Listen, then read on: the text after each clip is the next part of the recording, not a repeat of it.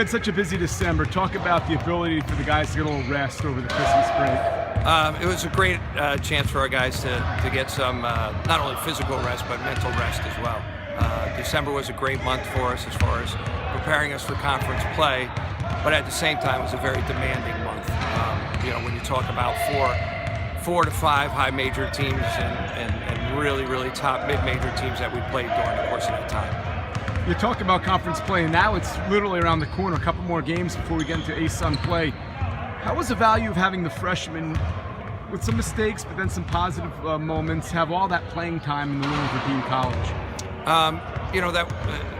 That was the purpose of the game, was twofold. One was we had exams and we were coming off exams, and we wanted our guys to be able to get out there and get a nice workout in. And Dean College was coached by a terrific coach and great team, and it gave us a nice catapult into tomorrow's game. And again, having the freshmen be able to play that whole second half was invaluable as far as experience for the conference. Have a guy like Taj Price have a good game like that, a lot of production. As a coach, is a source of pride to be able to give a guy a bone after a lot of DMPs and not being a real huge part of the rotation early on? Yeah, no, Taj is a great kid. He's, I've said it from the get-go, he's one of my favorite kids. He's going to have a great career here at NJIT. And in today's, right now world, with Twitter and this and that, everybody has expectations, for people, instantaneously. Taj is a young player.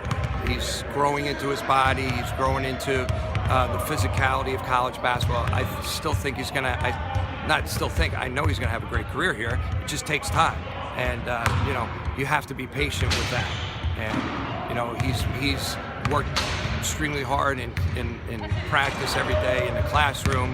And for him to be able to get out there and show that he really is a good player is great, But as far as he's got a little with Abdul and Mohammed and some of our forwards and Rob and Tim, he's got the luxury of learning from them and getting better each and every day in practice.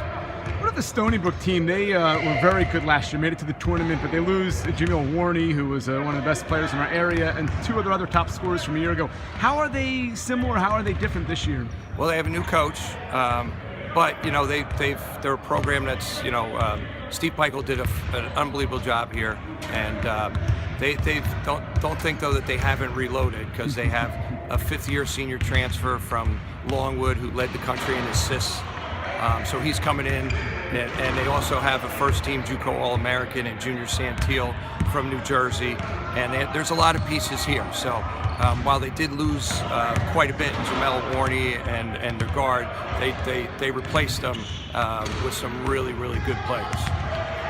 Let me ask you a random one before I let you go. We're getting to New Year's Eve. If you had a New Year's resolution for this team as a whole, something you'd like to see them be able to do or accomplish, what would it be? I think now we have some time in between games, and I would like to see us by the end of the year to be playing our best basketball. And I say that, it's coach speak, but this is a team that can get better and will get better from practice. We haven't had the luxury of having practices with all of our games in December. It was mostly game planning. So now we have some time to really get down to the nitty-gritty and really get some really good practices in before conference play.